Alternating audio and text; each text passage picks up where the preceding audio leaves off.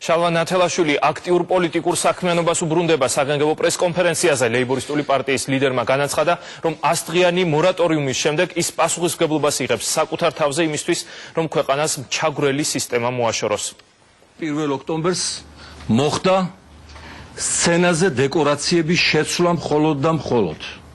საშინაო და საგარეო პოლიტიკა დარჩა იგივე, ჩაგვრელი სისტემა არის იგივე, მაგრამ ამ პასუხისმგებლობას მე პირადად ვიღებ ჩემს თავზე, რადგან მე დავაკელი როგორც ჩანს საქმეს, მე ვერ დავარწმუნე ხალხი, მე ვერ მოვახდინე ჩვენი ერის ორგანიზება და მობილიზება, გამარჯვებულმა პარტიამ და პრემიერმა ივანიშვილმა უარი თქვა წინა საარჩევნო დაპირებაზე, დაეწყო პრეზიდენტ სააკაშვილის იმპიჩმენტ გადაყენების პროცედურები.